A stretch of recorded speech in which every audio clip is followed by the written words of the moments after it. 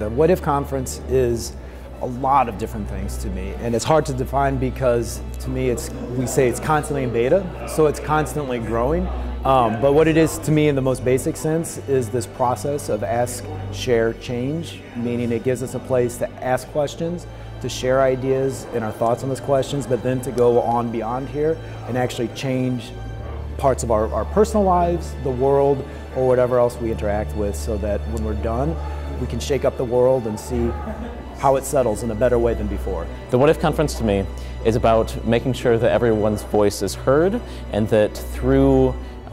this collaborative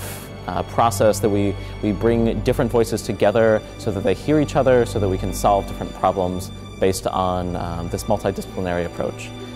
It is through this process of creativity and this process of saying that, like, okay, I am not the expert, but I can ask a question, so I can potentially become an expert, and I can talk with experts because I'm asking a question, not because I already know the answer.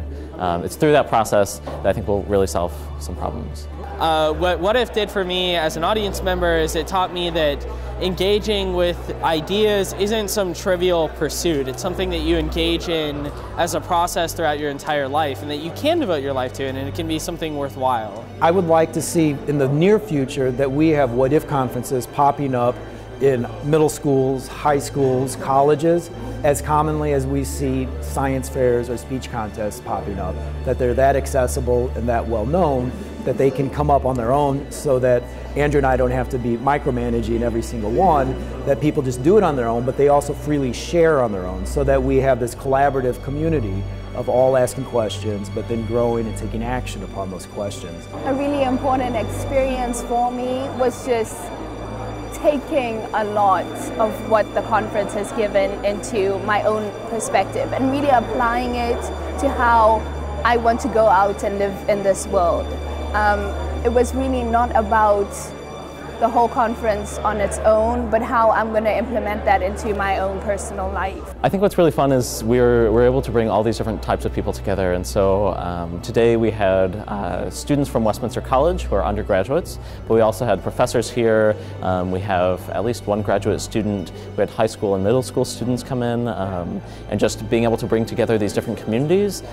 makes for really, really interesting conversations. And for the short presentations based on all sorts of different things, we again have this other layer of complexity and interesting conversations coming from that complexity. What I'd like current presenters to take away from this experience is to not let this experience end here, to keep asking these questions. One of the common things we have with presenters is that 8 minutes is an incredibly short amount of time to fill in a presentation. And I would like to encourage all of them is, well, your 8 minutes are up,